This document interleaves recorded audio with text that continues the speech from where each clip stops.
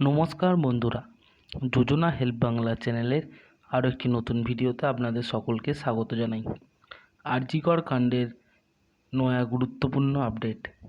সিবিআইয়ের হাতে এলো চাঞ্চল্যকর নতুন তথ্য। করা হলো অভিযুক্তদের পলিগ্রাফ টেস্ট। তো কাদের ক্ষেত্রে করা হলো পলিগ্রাফ টেস্ট বা সিবিআইয়ের হাতেই কি নতুন তথ্য এলো, কাদের কাদের নাম নতুন করে সামনে এলো এবং পলিগ্রাফ টেস্টের রিপোর্টেই কি এলো তা সম্পূর্ণ বিস্তারিত জেনে নিন আজকের এই ভিডিও থেকে। ভিডিওটি স্কিপ না করে প্রথম থেকে শেষ পর্যন্ত দেখুন, আর চ্যানেল নতুন হলে অবশ্যই চ্যানেলটি সাবস্ক্রাইব করে নেবেন। আর.জি. কর কাণ্ডে প্রাক্তন অধ্যক্ষ সন্দীপ ঘোষকে আজ ফের তলব করেছে সিবিআই। সেই মতো সিজিও কমপ্লেক্সে পৌঁছেও গিয়েছে সন্দীপ। আর.জি. কর কাণ্ডে সিবিআই তদন্তের আজ 12 দিন। সন্দীপকে আজও ফের জিজ্ঞাসাবাদ করবে সিবিআই।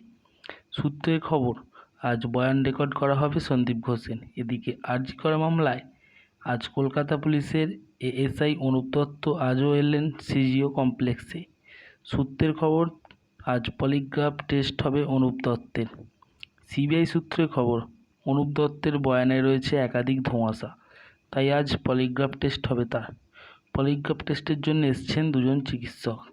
এক কথায় দুর্দান্ত প্রতাপ সন্দীপ ঘোষকে নিয়ে যাবতীয় জল্পনা। ধর্ষণ, খুনে, ম্যারাথন জিজ্ঞাসাবাদের পর এবার আর্থিক কেলেঙ্কারিতে স্ক্যানারে আর.জি. করের প্রাক্তন অধ্যক্ষ। রবিবার ছিল ঘটনার ঘনঘটা।